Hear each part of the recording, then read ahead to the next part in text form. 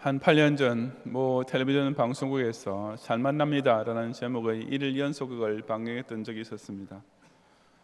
검색창에 들어가 보니 결혼으로 연결되는 두 가족 내 6커플의 삶과 사랑, 결혼 그리고 이혼에 관한 이야기가 그 내용이라고 설명하고 있습니다. 흥미로운 사실은 이 드라마의 원래 제목은 이혼하지 맙시다였는데 그 이혼이란 말이 부정적인 어휘라고 해서 마지막에 급히 제목을 수정했다고 합니다. 그래서 평소 드라마를 전혀 보지 않는 저로서는 한 가지 궁금증이 있습니다. 그 드라마의 내용이 그야말로 삶아 다 없어지고 이혼 직전까지 이르렀던 부부들로 하여금 다시 잘 만나는 행복한 부부로 회복될 수 있는 길을 찾게 만들어 주었을까 하는 질문입니다. 만약 살만납니다라는 드라마 한 편이 시청자들로 하여금 정말 살만나게 만들 수 있었다면 그것은 실로 역사에 남을 만한 명작임이 분명합니다. 왜냐하면 현실적으로 대부분 사람들은 그저 죽지 못해 사는 인생 쪽에 더 가깝게 살고 있기 때문입니다. 현대사회가 주는 온갖 정신적, 육체적, 경제적 스트레스에 짓눌리면서 하루하루 겨우 생존하다시피 사는 현대인들에게 그런 드라마에서 그려주는 살맛나는 인생이란 그저 막연하게 동경하고 있는 꿈에 불과합니다. 그리고 그것은 죄로 인하여 타락하고 그 결과 저주 아래 살게 된 인간이 어쩔 수 없이 처할 수밖에 없는 현실이기도 합니다. 하지만 그런 꿈같은 생을 실제로 누릴 수 있는 사람이 있는데 그것이 오늘 본문의 내용입니다. 바로 우리 기독 신자야말로 죽지 못해 사는 불신자들과는 달리 정말 살맛나는 인생을 마음껏 누릴 수 있게 된 진짜 행복한 사람인 것입니다. 그렇다면 그런 일이 도대체 어떻게 가능하겠습니까? 이 시간 저는 주신 말씀을 통해 원래 수고와 눈물과 고통으로 점철될 수밖에 없던 인생이 과연 어떻게 기쁨과 힘이 넘치는 새 삶을 만끽할 수 있는지를 함께 상고해 보고자 합니다. 첫째, 구원의 확신이 분명한 성도는 매일의 삶 속에 기쁨의 생기가 절로 넘치게 됩니다. 1절부터 3절까지 함께 봉독하겠습니다. 그날에 내가 말하기를 여호와여 주께서 전에는 내게 노하셨사오나 이제는 주의 진노가 돌아섰고 또 주께서 나를 안위하시오니 내가 주께 감사하겠나이다 할 것이니라. 보라 하나님은 나의 구원이시라. 내가 신뢰하고 두려움이 없으리니 주 여호와는 나의 힘이시며 나의 노래시며 나의 구원이심이라. 그러므로 너희가 기쁨으로 구원의 우물들에서 물을 기르리로다. 아멘. 앞서 이사야 11장에 보면 메시아께서 나타나실 것과 그 메시아 왕국을 통해 남은 백성, 즉 구원받을 자들을 천하 만국에서 불러 모으실 것이 예언되어 있습니다. 그러므로 본문 1절의 그날이란 곧 하나님께서 남조 유다와 북조 이스라엘에 대한 징벌을 그치시고 구원을 허락해 주실 날을 가리킵니다.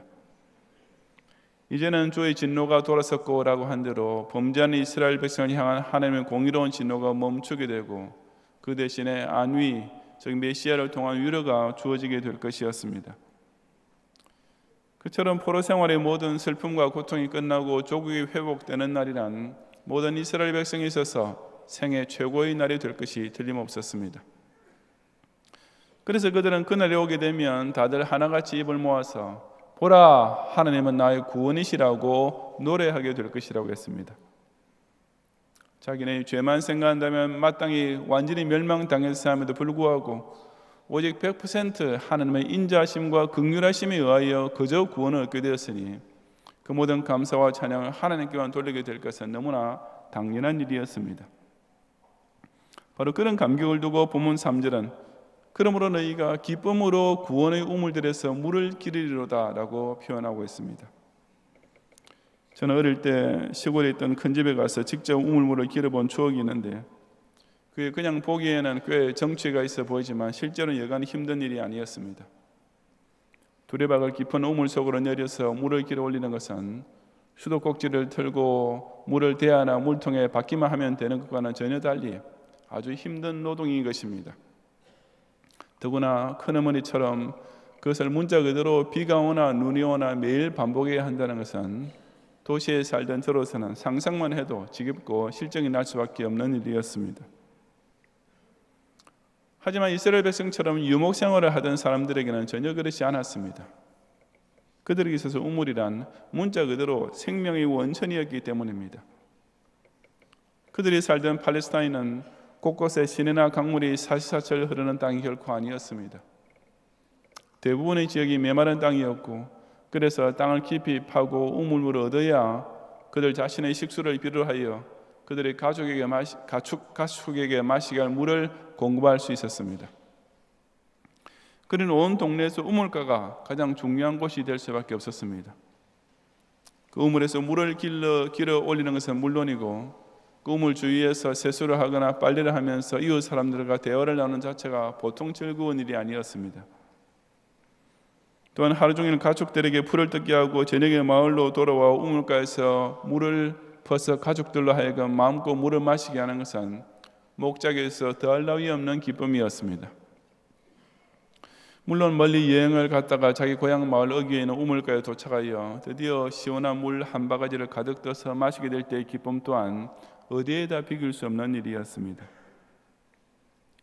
그러니 만약 단 하루라도 그 우물에 물을 길러 오지 못하거나 혹은 가뭄으로 인하여 우물이 완전히 말라버린다면 그것만으로 그들의 인생은 오로지 절망만 남을 수밖에 없었습니다. 그래서 우물에서 물을 마신다는 것은 매일 반복해도 그때마다 기쁜 일이었고, 그 우물물을 길어서 집으로 이고 가거나 양떼에게 먹이는 것은 매일 수고해도 항상 보람된 일이었을 뿐이지 결코 지겨운 일이 될 수가 없었던 것입니다. 본문에서 구원의 우물이라고 표현한 것은 신약에서 구원이란 그처럼 고대 근동 사회에서 우물이 차지하고 있던 것과 똑같이 중차대한 것이기 때문입니다. 신자에게 구원은 문자 그대로 생명의 근원입니다. 구원이 주는 기쁨과 감격과 생기와 힘은 마치 우물이 공급해 주는 것과 같습니다. 그러므로 우리가 구원의 확신을 내어 누리는 즐거움과 행복은 마치 우물에서 물을 기는 것처럼 아무리 매일 누리는 것이라 해도 결코 실증날 수가 없는 것입니다. 바로 그 때문에 성경 곳곳에서 구원을 물로 묘사하고 있습니다. 이사야 55장 1절에서 오호라 너희 모든 목마른 자들아 물로 나오라 하고 구원으로 초청하는 말씀이나 요한복음 4장 14절에서 예수님께서 내가 주는 물을 마시는 자는 영원히 목마르지 아니하리니 내가 주는 물은 그 속에서 영생하도록 솟아나는 샘물이 되리라 하고 당신께서 베푸시는 구원을 영생수로 소개하신 말씀이 그 대표적인 예입니다. 세상사에서 같은 일을 반복하는 것은 어느 사람에게나 지겨운 일입니다. 또 아무리 재미있는 일이라 해도 매일 반복하면 역시 언젠가는 실증이 날 수밖에 없습니다. 그런 면에서 볼 때 불신자들은 기독 신자들의 신앙생활을 참 이해하기 어려울 것이 틀림없습니다. 우리 기독 신자들은 주일 예배부터 시작해서 주일 밤, 수요일 밤, 또 구역 예배 이르기까지 매주일 반복적으로 모이고 있습니다. 그뿐입니까? 주일 오후마다 비전 기도회, 기관별 기도로 모이고 금요일 저녁마다 철야 기도로 모이는가 하면 매일같이 하루도 빠짐없이 새벽 기도에 나오는 교원들도 있습니다. 불신자들은 단 1시간 앉아있기도 지겨워하는 일을 우리는 매주일 매일 반복하면서도 전혀 실증내지 않습니다. 항상 듣는 성경 말씀이고 매일 올리는 기도인데도 그때마다 새로운 기쁨을 맛보고 또다시 충만한 은혜를 누리는 것입니다. 그러니 이것은 정말 불신자로서는 이해하려고 해야 도저히 이해될 수 없는 모습이 아니겠습니까? 그렇다면 도대체 어떻게 이런 신앙생활이 우리 기독 신자에게는 결코 지겨운 반복이 아니라 그때그때 새로운 기쁨을 주는 일이 될 수 있는 것이겠습니까? 그 이유는 단 한 가지, 바로 저와 여러분에게 구원의 확신이 있기 때문입니다.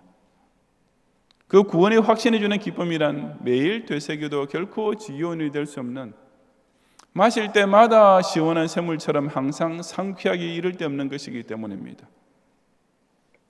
더욱이 이 인간 사회란 것이 마치 물 없는 사막과 같은 장망생명을 생각할 때 그곳에서 그냥 목말라 죽지 않도록 내 생명 작용을 유지시켜주는 생명의 우물가에 매일같이 나오고 내 생명 유지에 꼭 필요한 생명의 물을 매일 마시는 것은 결코 실증나려야 날 수 없는 법입니다.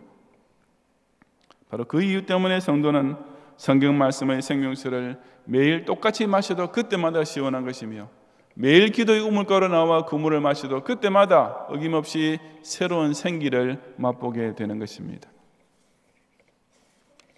밴드 오브 브라더스는 제2차 세계대전 당시 큰 전공을 세운 미 제101 공수여단 소속의 이지 중대의 활약상을 그린 영화입니다. 그 이지 중대는 노르망디 상륙작전 당시 적진 후방의 낙하산으로 침투하여 독일군을 교란시키는 임무를 성공적으로 수행했는데 그 작전 중에 적지 않은 중대원들이 전사하고 말았습니다. 그런 와중에도 생존한 중대원들은 나중에 최전선에서 잠시 물러나 후방에서 휴식을 취할 수 있는 시간이 주어졌습니다. 그 짧은 휴가를 즐기던 가운데 이지 중대에 속한 2명의 병사가 오토바이를 타고 시골길을 질주하면서 Good to be alive, 살아있다는 것은 좋은 일이야 라고 외치는 장면이 나옵니다. 그야말로 죽기 일보 직전 위험을 피부로 느끼면서도 끝내 살아남은 병사의 기쁨이란 그 얼마나 짜릿한 것이었겠습니까? 마찬가지로 내가 예수님을 믿어 죄사함 받고 구원을 얻었다는 확신에서 넘치는 기쁨은 그야말로 폭발적일 수밖에 없습니다. 죽을 고비를 벗어난 사람은 그냥 자기가 아직 살아있다는 자체만 해도 분초마다 행복하기 그지없는 것입니다. 오직 구원의 확신만 줄 수 있는 그와 같은 기쁨의 생기를 매일의 경건 생활과 예배 생활을 통해 마치 우물에서 물을 기는 사람처럼 항상 새롭고 시원하고 충만하게 만끽하는 성도들이 되시기를 바랍니다. 둘째, 구원의 은혜를 감사하는 성도는 남은 평생을 전도의 사명에 힘써 충성하게 됩니다. 4절 이하 6절을 함께 봉독하겠습니다. 그날에 너희가 또 말하기를 여호와께 감사하라. 그의 이름을 부르며 그의 행하심을 만국 중에 선포하며 그의 이름이 높다 하라. 여호와를 찬송할 것은 극히 아름다운 일을 하셨음이니 이를 온 땅에 알게 할지어다. 시온의 주민아 소리 높여 부르라. 이스라엘의 거룩한 이가 너희 중에서 크심이니라 할 것이니라. 아멘. 앞서 1절부터 3절에 나타난 대로 메시아의 도를 인하여 놀라운 구원의 은총을 받은 백성이라면 당연히 그에 따른 어떤 반응이 나타날 것입니다. 전에는 하나님의 진노아래 있던 자들이 이제 오히려 하나님의 안위 아래 거하는 기쁨을 누리게 되었으니 그것을 진짜로 체험하고 확신한 사람이라면 결코 무덤덤할 수가 없기 때문입니다. 그렇다면 그처럼 구원받은 것에 대한 첫 반응, 자동적인 반응이 무엇이겠습니까? 그것은 두말할 것 없이 바로 감사입니다. 이미 1절 하반절에서부터 내가 주께 감사하겠나이다 할 것이니라 하고 기록되어 있는 그대로입니다. 그리고 2절부터 3절에서도 계속 하나님의 구원을 세 차례나 더 반복하며 언급하면서 기쁨의 감사 찬송을 올리고 있는 것입니다. 하지만 진정한 감사는 그것만으로 끝나지 않습니다. 여기 4절과 5절에서도 너희가 또 말하기를 여호와께 감사하라고 하며 그 감사가 여전히 계속되고 있습니다. 하지만 여기에서의 감사는 앞의 3절 이전에서 보았던 감사와는 그 성격이 약간 달라지는 것을 볼 수 있습니다. 3절 이전에서는 자신이 구원받은 사실에 대해 스스로 확신하고 또한 크게 기뻐하며 하나님께 찬송을 드리는 감사였습니다. 하지만 이 4절에서는 또 말하기를 여호와께 감사하라고 해놓고 이어지는 하반절에서 그 이름을 부르며 그의 행하심을 만국 중에 선포하며 그 이름이 높다 하라고 했습니다. 여기서는 그저 하나님 앞에서 감사 찬양을 드리는 것이 아니라 만국 중에 선포하여 라고, 즉 온 세상을 향하여 그 감사를 외치라고 한 것입니다. 그처럼 만국 백성 앞에서 선포해야 할 내용은 그의 행하심, 즉 하나님께서 행하시는 구원의 역사라고 했습니다.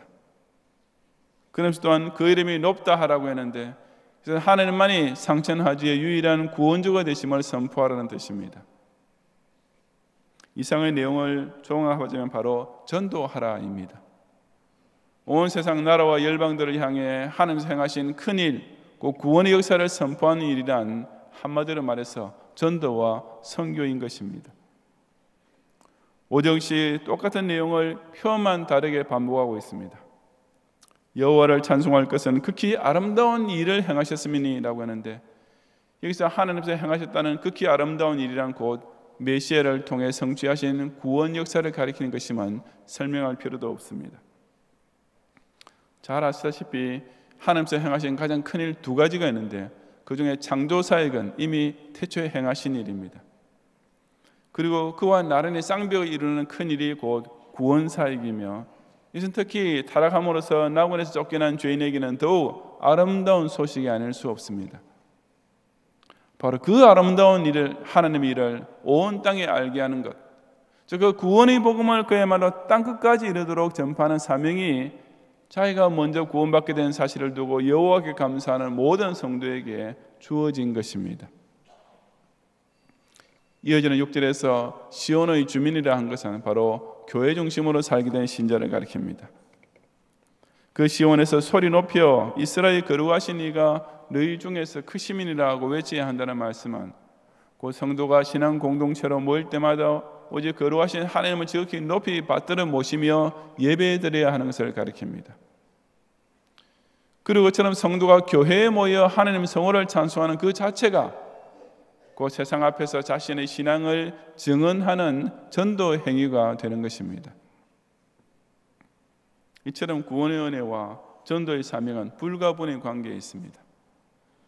자기 자신이 먼저 예수 그리스도의 십자가 대속을 통해 구원받은 은혜가 없는 사람은 자연히 전도를 할 수가 없습니다. 당연하지 않겠습니까? 자기도 모르는 일을 어떻게 남에게 전할 수 있겠습니까? 자기 자신도 처음 해보지 못한 일을 어떻게 다른 사람에게 믿으라고 강권할 수 있겠습니까? 결국 그런 사람에게는 전도라는 것이 지극히 부끄러운 일, 거부한 일이 될 수밖에 없는 것입니다. 반면에 자기 자신이 십자가 대속을 통한 구원의 은혜에 가만 감동되고 천당 영생이 확실히 믿어지는 사람은 그 엄청난 구원을 두고 그저 하나님께 입만 가지고 감사하는 것만으로 끝낼 수가 없습니다. 하나님의 진노로 인해 영락없이 지옥 갈 몸이었음에도 불구하고 아무 조건이나 공로도 없이 그냥 구원해 주시고 이제는 오히려 하나님께서 안위하시고 아끼시고 보이시는 양조로 삼아주기까지 하시는데 그런 은혜 받은 사람이 어떻게 그저 예배당 안에서 감사 찬송 부르고 감사 기도 올리는 것만으로 끝낼 수가 있겠습니까? 결코 그럴 수가 없습니다. 그런 구원의 확신을 심령에 품게 된 성도는 비단 교회 안에서뿐 아니라 세상 사회에 나가서도 교우를 대할 때뿐 아니라 부신 이웃을 만날 때도 자연히 하나님께서 내게 행하신 이 크고도 아름다운 일을 간증하고 전도하고 싶어서 입이 근질거리게 됩니다.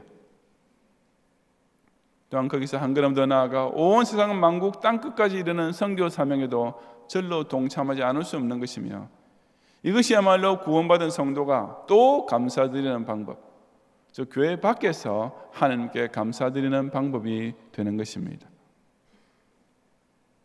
이런 구원의 은혜에 대한 감사가 없으면 전도라는 것은 정말 고역이 될 수밖에 없습니다. 그런 교회는 한 달에 한 번 돌아오는 수요 전도대회가 부담이 될 것이고 교구 전사님이 같이 아파트 전도하러 가자고 전화를 걸어올 때 그 벨 소리만 들어도 벌써 가슴이 덜컥 내려앉고 기분이 언짢아지기까지 할 것 아니겠습니까? 오직 구원에 대한 감사가 자신의 심령에 넘쳐 흐르는 성도만이 여호와께서 내게 먼저 행하신 구원의 행사를 온 세상을 향해 소리 높여 선포하게 됩니다. 여호와는 나의 구원이시라는 이 감사 찬송을 결코 예배당 안에서만 부르고 끝내지 않고 구원의 하나님께서 베푸르신 이 놀랍고 아름다운 일을 길러기와 사거리에서 외치며 땅까지 이르도록 전파함으로써 진정 구원의 확신이 있는 중생인이라면 이름 없이 빚도 없이 그러나 감사함으로 섬기게 되어 있는 이 전도와 선교의 사명에 충성을 다하는 성도들이 되시기를 바랍니다. 성도 여러분, 우리 민족의 대표적인 정서는 한이라고 보통 알려져 있습니다. 하지만 제가 어디선가 우리 민족은 한의 민족이 아니라 실제로는 흥의 민족이라고 하는 말을 들은 적이 있습니다. 소위 신바람이란 것도 그런 흥의 정서를 나타내는 특별한 단어인 것입니다. 실제로 그런 것 같지 않습니까? 예로부터 온 동네 사람들이 잔치집에 모이게 되면 꽹과리를 신나게 치면서 함께 춤을 췄고 고대 명절에는 3일 동안 연이어 축제를 즐기기도 했습니다. 이런 민족성은 요즘도 그대로 이어지고 있습니다. 전 세계에서 우리나라 사람처럼 노래방 문화를 즐기는 민족이 어디 있겠습니까? 젊은이들이 콘서트에서 소위 떼창이라는 것을 함께 부르는 것이나 월드컵 때 거리와 광장에 모여 함께 대한민국을 외치며 응원하는 모습 또한 외국에서는 전혀 볼 수 없는 일입니다. 근데 도대체 언제부터 어떻게 해서 우리 민족이 하나님 민족이라고 불리게 되는지는 잘 모르겠지만 어쨌든 그보다는 흥의 정서를 살리는 것이 훨씬 더 고무적일 것이라고 생각됩니다. 왜냐하면 스스로 하나님 민족이라고 자칭하면 없던 한도 절로 생길 수밖에 없지만 원래부터 있던 흥의 정서를 더 조장하고 강조하면 할수록 현대사회가 주는 온갖 스트레스로부터 조금이나마 더 벗어나면서 삶의 생기를 되찾을 수 있을 것이기 때문입니다. 그런 표현을 빌린다면 우리 기독교는 그야말로 흥의 종교라 할 수 있습니다. 왜냐하면 참된 신앙이 가져오는 감흥과 정서는 바로 기쁨과 감사이기 때문입니다. 그래서 기독 신자의 인생 목적에도 영원토록 하나님을 즐거워하며 사는 것이 아니겠습니까? 그런데 이것을 하나의 종교로 바꾸어 놓은 것이 바로 천주교입니다. 왜냐하면 천주교에서는 구원의 확신이라는 것이 없기 때문입니다. 만약에 한 천주교 신자가 나는 구원받을 만큼 충분히 선행을 이루었다고 생각한다면 그 자체로 이미 최악의 교만이 될 뿐이기 때문입니다. 그래서 그토록 평생을 걸쳐 선하게 살았다고 하는 마리아 테레사 수녀조차 예수님이 과연 자기를 구원해 주었는지 전혀 확신을 가지지 못하고 죽을 때까지 오직 갈등과 고뇌 속에 살지 않았습니까? 천주교는 그처럼 스스로 죄의식의 고통 속에 끝없이 괴로워하는 것이 오히려 겸손이고 거룩한 모습이라고 추앙을 하고 있는 것입니다. 하지만 참된 신앙생활은 결코 그처럼 한 맺힌 생으로 끝낼 수가 없습니다. 구원의 확신을 주는 기쁨이 매일의 삶 속에 철철 넘쳐흐르고 구원에 대한 감사가 자신의 남은 인생에 사사건건 힘을 더해주는 에너지가 되어 전도와 선교를 위해 생애 최고까지 즐겁게 바치는 정말이지 신바람 나는 신앙생활을 하게 만들어주기 때문입니다. 그저 인간적으로만 생각한다면 신실한 기독 신자로 산다는 것은 정말 힘든 생활처럼만 보일 수 있습니다. 남들은 휴일이라고 마음껏 노는 주일마다 교회 예배드리러 나와야 하고 불신자들은 오로지 자신의 만족과 행복만을 위해 마음껏 쓰는 돈을 헌금으로 바쳐야 합니다. 하지만 우리 기독 신자들은 그런 신앙생활을 오히려 살만 난다라고 외치며 신나게 힘차게 영위하고 있습니다. 바로 구원의 확신이 있는 기쁨이 그 바쁜 일과 중에도 항상 새로운 생기가 넘치게 해주고 구원의 은혜에 대한 감사가 그 힘든 사명을 넉넉히 감당할 수 있는 무한한 에너지를 공급해 주기 때문입니다.